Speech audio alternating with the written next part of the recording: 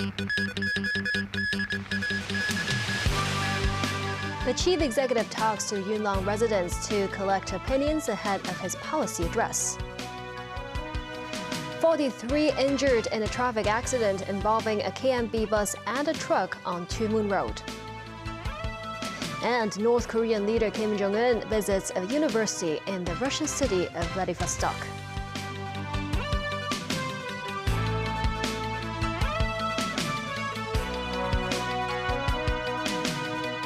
Hello and welcome to TVB News.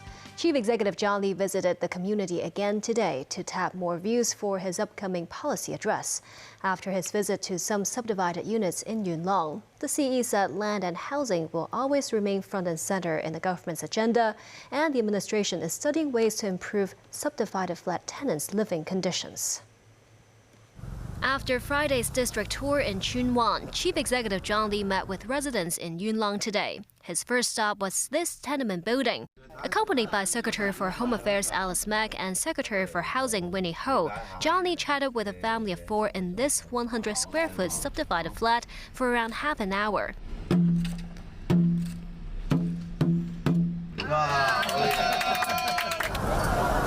Then he headed to Yuen Long New Street.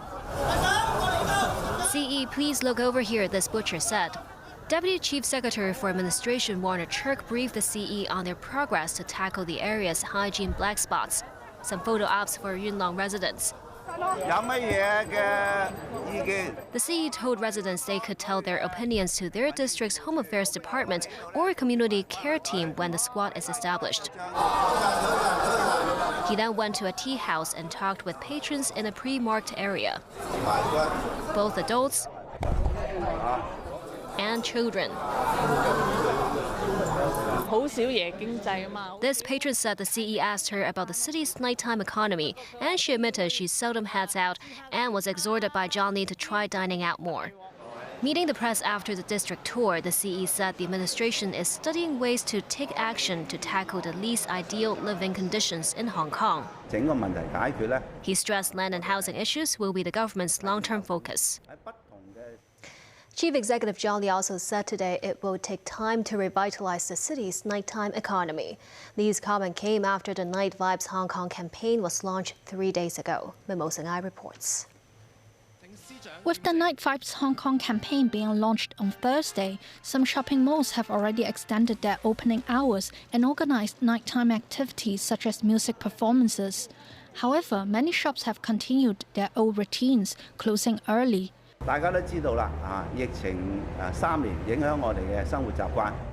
Speaking to the press today, Chief Executive John Lee said the Nighttime Economy project will take time to achieve its goals. He said he understands the challenges behind the project, including changing local residents' habits after the 3-year pandemic. However, the CE said he has faith in Hong Kongers and knows they are flexible and clever. Speaking on TVB program, Executive Council member Jeffrey Lam believes the events of the campaign must be creative and diverse for it to be successful. He added that the campaign is going in the right direction. I think we should be positive in looking, this night market idea going forward. But we cannot using the same strategy every week, not only to attract local people. How can we also attract, people from Shenzhen or other parts of the world? Maybe we should add some new elements like AI concert, VR activities. Young people, even old people, are interested in those kind of things. So if we just extend the shopping hours for 2 hours, it's not enough. Singing is not enough. So maybe some high-tech things that people don't get to watch, don't get to see, don't get to learn when they're at home watching TV. The retail sector expressed concerns over the timing of the campaign, saying it will worsen the issue of insufficient manpower. Lam, meanwhile, thinks the campaign is a timely measure. He disagreed with the views that the government should have waited for the arrival of imported laborers before launching the nightlife plan, saying that would be delaying the recovery process of the city's economy. Mimosa 9, TVB News. 43 people were injured in a traffic collision between a Kowloon motorbus double-decker and a boom truck on Two Moon Road. One person sustained serious injuries. The police said the KMB driver began work in the early hours and believe he was on the fourth round of his route at the time of the crash. Timothy Lee tells us more. The two vehicles, a 58M double-decker traveling from Leung King Estate to Kwai Fong Station and a boom truck, could be seen parked on the side of the road after the incident. The front of the bus was almost entirely crushed, partially wrapping around the back of the truck. The double-decker's interior was in a mangled state. Authorities received reports at around 1 p.m. of the KMB double-decker colliding with a boom truck at a section of Two Moon Road near Siulam. Many passengers were trapped on the bus, including the driver who required emergency care to the neck, and other passengers were carried out on stretchers. Some on board the double-decker noted the vehicle was traveling at a normal speed.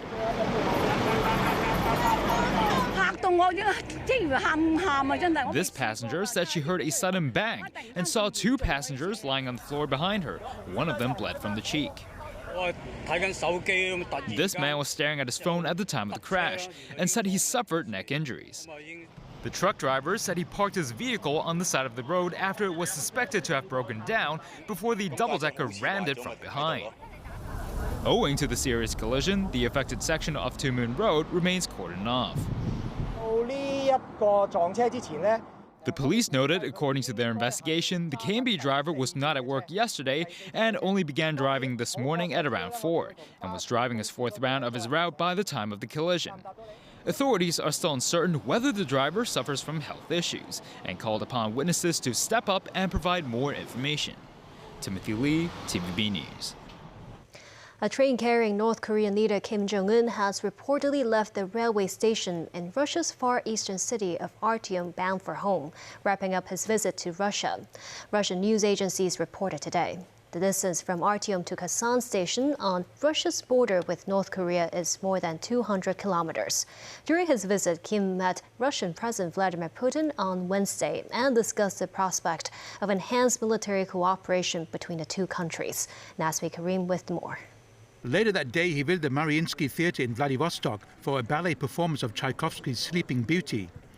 Today, it was academia as Kim visited the Far Eastern Federal University. In a video released by Russia's Minister of Natural Resources, Kim is seen walking around the university campus, accompanied by the governor of the Russian Primorsky region, Oleg Kozemyakov. It is said that North Korean students are studying at the university in Vladivostok.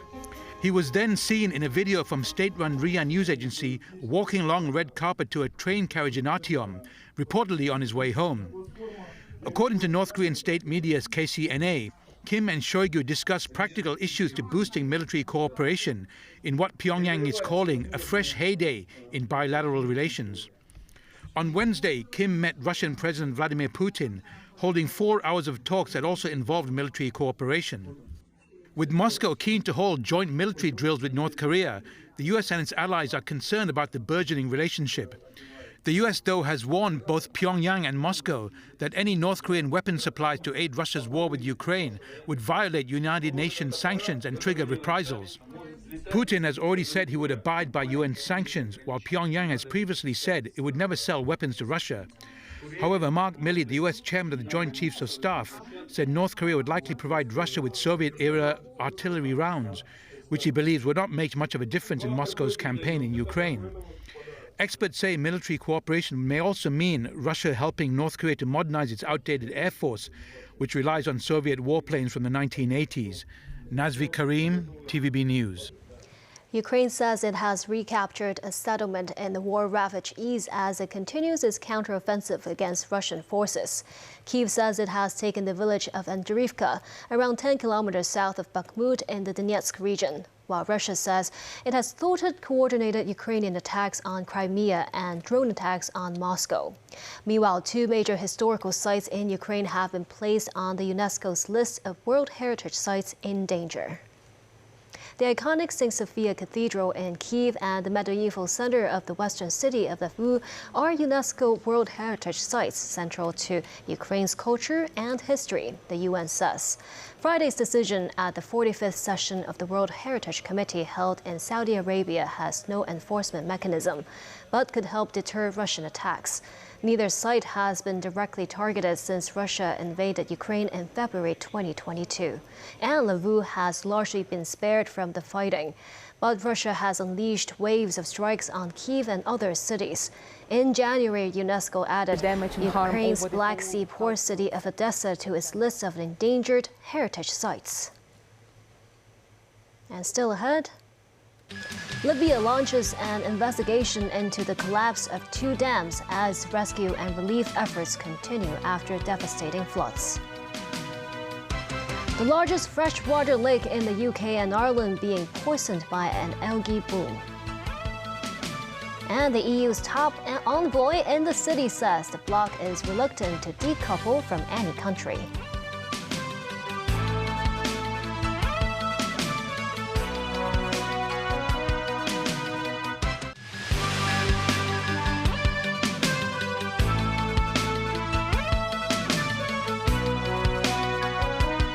Welcome back. Libyan authorities have opened an investigation into the collapse of 2 dams that caused devastating floods in the coastal city of Derna.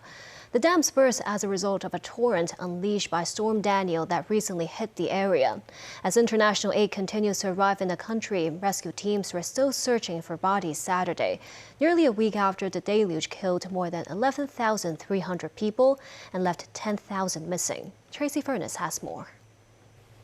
Aerial images filmed Saturday show the devastation left by the collapse of 2 dams in the city of Derna. The floods overwhelmed the 2 dams, sending a wall of water several meters high through the center of the city. Entire neighborhoods have been destroyed and people swept out to sea. 10,000 people are still missing as rescue workers continue to search for bodies. A Maltese rescue team found around 400 bodies on a beach in Derna Friday. The Prime Minister of Libya's eastern government said Friday that areas affected by flooding in Derna will be isolated. The World Health Organization sent 29 metric tons of health supplies from their global logistics hub in Dubai. The supplies include medicine, trauma and emergency surgery supplies and medical equipment, enough to help around 250,000 people. Libyan public prosecutor Al-Sadek Al-Sur said prosecutors would investigate the collapse of the 2 dams, which were built in the 1970s, as well as the allocation of maintenance funds. He told a news conference that whoever made mistakes of negligence will have a criminal case brought against him and a trial. Tracy Furness, TVB News. The remnants of Hurricane Lee have made landfall in Nova Scotia, Canada, after bringing destructive winds and torrential rain to parts of New England in the U.S. and Atlantic Canada. The storm has left plenty of damage behind. Tens of thousands of people were without power Saturday as strong winds felled power lines. At least 1 death was reported after a tree fell on a man's vehicle in Maine. More in this NBC News report. Post-tropical cyclone Lee, no longer a hurricane, but still packing a punch for New England. High tide, boat canvases ripping, falling off, and other boats breaking free and smashing into the boats. Starting early this morning, south of Boston, swells of wind-whipped waves were seen battering beaches and hammering homes. Wind got so strong it toppled trees, one crushing this police cruiser. Up and down the northeast coast, dangerous rip currents tearing through the Atlantic. I think the only time I've ever seen swell like this is in the nor'easter in the wintertime. In New Jersey, a desperate search for a missing boater who disappeared late Thursday when his boat capsized in strong surf. Lee, once a Category 5 hurricane just last week, remains the largest storm of this year's Atlantic hurricane season, with cloud bands stretching 800 miles. In Bar Harbor, Maine, fishermen taking precautions to protect their boats and their tools. Normally on a Saturday in September, this would be covered with boats, upwards of 100. You can see most of them have taken to safer waters. At the the height of the storm, 2 lobstermen took this tiny skiff across unforgiving waters, desperate to save their damaged boat and their livelihood. For people used to nor'easters but unfamiliar with hurricanes, faced with their very first watch in over a decade, Lee's weakening was welcome. The largest freshwater lake in the UK and Ireland, Loch Nee, is being poisoned by a toxic blue-green algae that's killing its fish, birds and dogs. Locals have serious concerns about the health of the lake, which provides Northern Ireland with 40% of its drinking water. An environment officer said the lake is in a state of emergency. Campaigners say the lake is dying as vast algae blooms choke the life out of wildlife. A study shows the temperature of the water in the lake has risen by 1 degree Celsius since 1995, and an invasive zebra mussel species could be contributing factors to the toxic algae. Amid an increasingly fraught geopolitical situation, European Union Ambassador to Hong Kong Thomas Gnocchi told TVB News the bloc is reluctant to decouple from any country. The top EU envoy in the SAR also said European companies here are setting their sights on stepping up trade ties with Hong Kong. 我住了现在3年，在香港，所以特别喜欢香港的生活，特别是香港在点心dim sum。 Having been posted to the SAR for 3 years, head of the EU office to Hong Kong Thomas Gnocchi spoke with Chief Executive John Lee last month alongside 13 European consuls general or representatives. This is really a good opportunity to exchange views on a number of political topics and economic topics which are of interest to both sides. For example, the implementation of the national security law. After mainland Chinese companies, EU companies are the largest foreign business community in Hong Kong. So European companies want to participate in this opening up again of Hong Kong. So a lot of the discussion was about how that can happen. As China's Belt and Road Initiative just marked its 10-year anniversary, 27 European countries have so far signed related documents under the program. Earlier this month, the G20 summit announced the establishment of the India-Middle East-Europe Economic Corridor, seen by some as a spice route to challenge China's Belt and Road, with several overlapping members. Recently, the only G7 nation in the China-led initiative, Italy, is also considering quitting the Belt and Road. Belt and Road is about connectivity.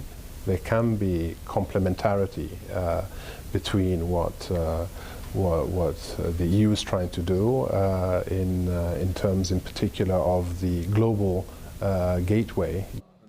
The EU's Global Gateway program, introduced in late 2021, has pledged 300 billion euros over a 7-year period to help developing countries' green and digital transformation, including African and Latin American countries.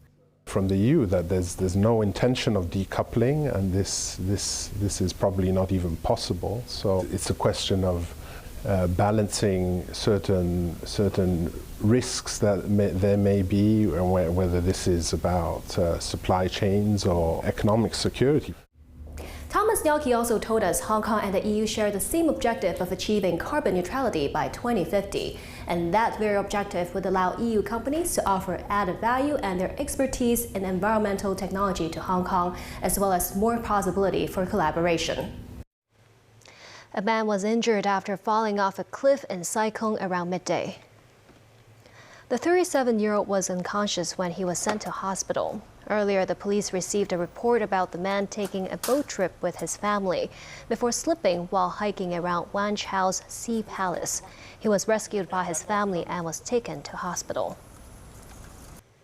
Some pediatricians are predicting a rise in meningitis cases in the aftermath of the COVID pandemic, warning of the possibility of death within 24 hours of infection. Pediatric groups in the city noted 5 cases of meningococcus have been reported in the first 8 months of this year and urged residents, especially infants, to get vaccinated. They said those with low immunity are at high risk, including infants and the elderly, and that the disease is primarily transmitted via droplets and secretion.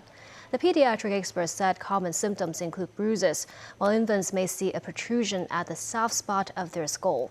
The medical school of the University of Hong Kong suggested the government offer clear vaccine guidelines for residents and announce updates on case numbers. And that's the news. Thank you for watching.